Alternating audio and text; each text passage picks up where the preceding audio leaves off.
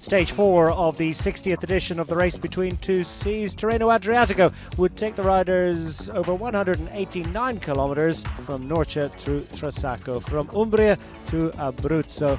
Over 2,600 metres of climbing along the way, more dull and overcast conditions for the riders to face into, and another tough day in the saddle in prospect. A choppy start to the affair, two categorised climbs in the Apennines to be dealt with, one intermediate sprint, and plenty of other unclassified climbs that would test and challenge the riders as they made their way down into the plain of Abruzzo at the conclusion of the day. Climbing from the beginning, there's sure to be a fight for the early breakaway, and that's how it shaped up. Early break finally establishing itself, 5 riders out front, opening up a margin of smidgen under 6 minutes at one stage. That was down to 3¼ minutes by the time the riders made their way over the Valico La Crocetta with 85 kilometres remaining, and the elevated plain that the riders raced across after that climb, offering an opportunity perhaps for the likes of the Ineos Grenadiers squad to cut up rough and create a little bit of crosswind echelon racing. Soon the peloton was split into several groups on the road, and many climbers, general classification contenders and sprinters were inconvenienced by that effort. Filippo Ganna, the overall race leader, secure and safe up front, and part of the squad doing the damage behind many significant sprinters and GC contenders, finding themselves with a lot of work to do. The advantage for the breakaway group was soon whittled down under the sustained push from behind, but as they arrived into the intermediate sprint, uncontested by the breakaway quintet of Ruch, Arcas, Limereiser, Maestri and Levy. Behind it was carnage, and the rain jackets staying on pretty much throughout the day. Changeable weather conditions. Filippo Ganna, Connor Swift and the teammates from the Ineos Grenadiers squad continuing to press home their advantage. At one stage, a group including Simon Yates, Derek G, Eddie Dunbar and others was several minutes behind the overall race leader.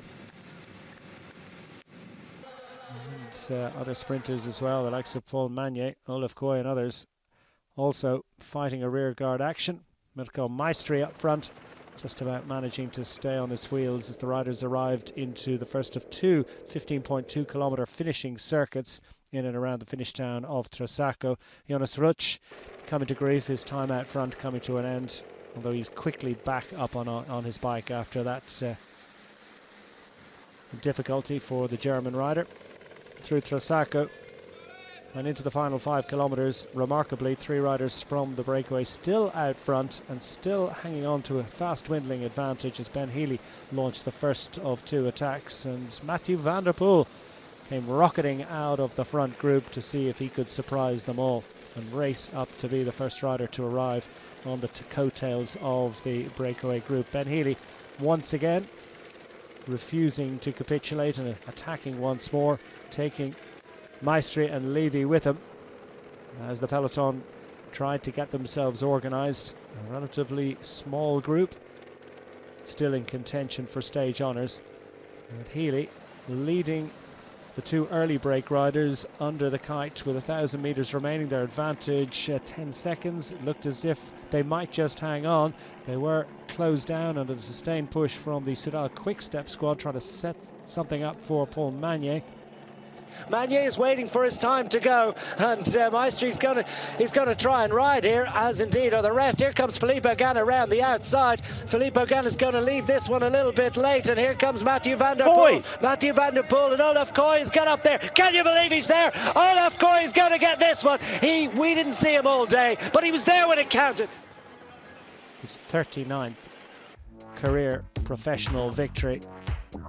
You should never really in doubt once the Visma Lisa bike rider was able to thread the eye of a needle and find a way through, quickly coming off the wheel of his fellow countryman Matthew van der Poel, also denying Rick Climbers another day in the top 4 for the Tudor Pro Cycling man, but nothing they could do about Olaf Koy.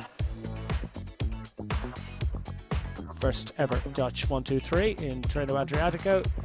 Olaf Koy ahead of Rick Climbers, Matthew van der Poel, Magnier, Maestri and the rest. performing with great distinction on a really arduous day for the riders in the race between two seas. All smiles on the podium, and another visit to the podium for Filippo Ganna.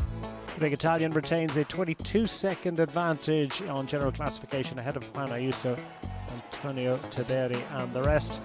Ganna headed to the podium to collect the 10th Maglia Azzurra of his career. Will he still be in the lead after the 5th stage, another demanding stage of prospect for the riders, 205 kilometres as they make their way from Ascoli Piceno north to Pergola over the Muri in Marche. 9 climbs along the way, 3 of them categorised. Going to be a tough day for the riders on stage 5.